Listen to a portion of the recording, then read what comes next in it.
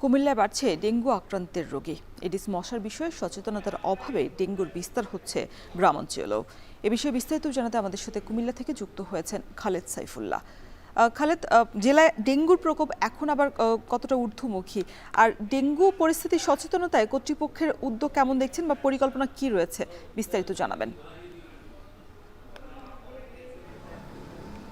রওশন, ডেঙ্গুতে আক্রান্ত হয়ে প্রতিদিনই কিন্তু মানুষ পরীক্ষা নিরীক্ষা করছেন এবং প্রতিদিনই নতুন করে 20 থেকে 25 জন রোগী ডেঙ্গুতে সংক্রমিত হচ্ছেন, আক্রান্ত হচ্ছেন আমরা খবর পাচ্ছি। জেলা সিভিল সার্জন অফিস থেকে প্রতিদিনই এই বিষয়ে বিস্তারিত জানানো হয়। গত এক মাসে, চলতি মাসে 301 জন মানুষ এখন পর্যন্ত ডেঙ্গুতে আক্রান্ত হয়েছেন এবং এই মুহূর্তে হাসপাতালেও কিন্তু প্রায় 42 জন রোগী কিন্তু ভর্তি রয়েছেন বিভিন্ন হাসপাতালে। তো কুমিল্লায় গত মাসে ডেঙ্গুতে আক্রান্ত হয়েছিলেন 542 জন। তো অর্ধেক মাস যেতেই কিন্তু 301 জন রোগী ডেঙ্গুতে শনাক্ত হয়েছে। নিশ্চয়ই সেটি আরও বাড়ার সম্ভাবনা রয়েছে বলে মনে করা হয়। তবে সিভিল সার্জন অফিস থেকে জানানো হয়েছে যে পরিষ্কার পরিচ্ছন্নতা, বিশেষ করে জমা পাত্রে বর্ষার পানিতে যে ডেঙ্গুর প্রজনন, এডিস মশার প্রজনন বেড়ে যায় এবং তার ফলে কিন্তু ডেঙ্গুর সংক্রমণ ছড়িয়ে পড়ছে।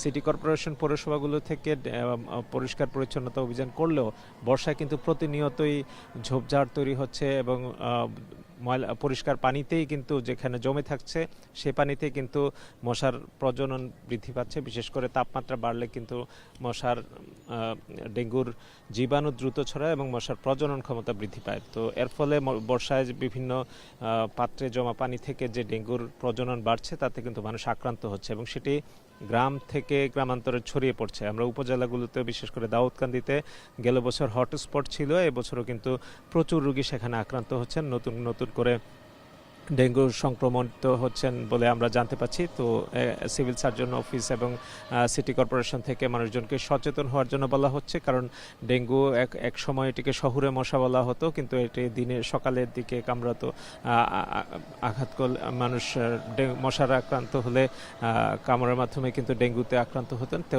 এটি কিন্তু ছড়িয়ে পড়ছে এবং মানুষের অসচেতনতার কারণে এটি শহর থেকে এখন গ্রামেও ছড়িয়ে যাচ্ছে।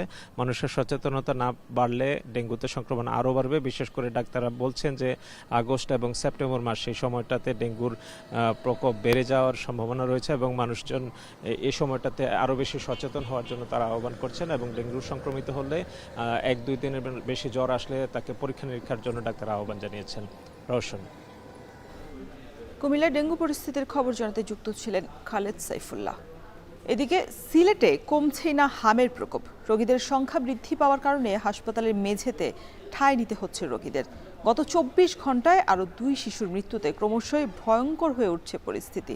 এ নিয়ে আরও বিস্তারিত জানাতে সিলেটের শহীদ শামসুদ্দিন হাসপাতাল থেকে যুক্ত হয়েছেন সন্দীপন শুভ। শুভ, এতদিনেও পরিস্থিতি নিয়ন্ত্রণে আসছে না কেন, কি বলছেন চিকিৎসকরা?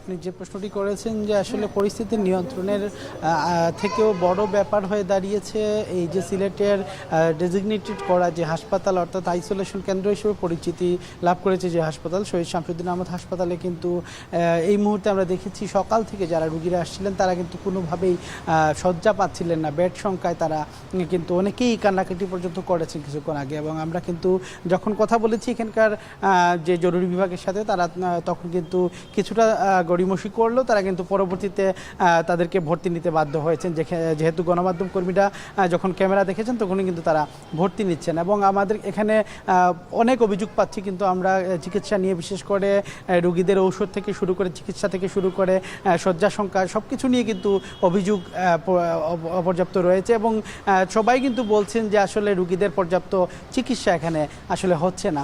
এবং আমি যদি আজকের চিত্রটি আপনাকে বলি, ক্রমশ কিন্তু ভয়ঙ্কর হয়ে উঠছে রীতিমতো। 119 জন নতুন করে কিন্তু হামে আক্রান্ত হয়ে ভর্তি হয়েছেন এবং এখানকার যারা দায়িত্বরত রয়েছেন তারা আমাদেরকে যেমনটি বলছেন যে আসলে কোনোভাবেই তারা আসলে এটা ঠেকানো সম্ভব হচ্ছে না এবং যাদের যে 100 বেড, সেই 100 বেডেও কিন্তু উপছে, রুগীদেরকে মেঝেতে জায়গা দিতে হচ্ছে, কোনো সময় কিন্তু জায়গা না পেয়ে অন্য জায়গায়ও কিন্তু স্থানান্তর করতে হচ্ছে।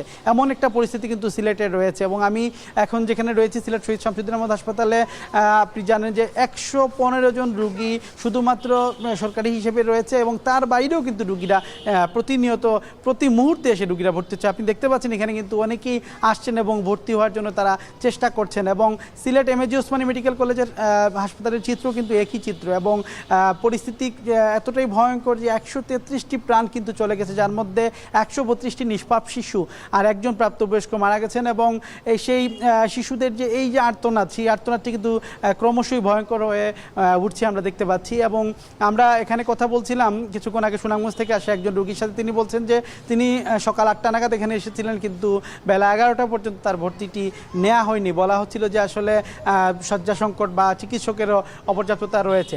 এর পাশাপাশি ঔষধের নিয়েও কিন্তু বিস্তর অভিযোগ রয়েছে। তারা বলছেন কোনো ঔষধে কিন্তু এখান থেকে সরকারিভাবে পাওয়া যাচ্ছে না। তো সব কিছু মিলিয়ে বলা যাচ্ছে যে আসলে হাম যেমন ক্রমশ ভয়ঙ্কর হচ্ছে, তেমন কিন্তু স্বাস্থ্য ব্যবস্থার যে উন্নতি সেটিও কিন্তু আমাদের চোখে পরিলক্ষিত হচ্ছে না। এই ছিল রোশন আমার কাছ থেকে হামের সর্বশেষ পরিস্থিতি। হাম পরিস্থিতির খবর জানাতে সিলেট থেকে যুক্ত ছিলেন সন্দীপন শুভ।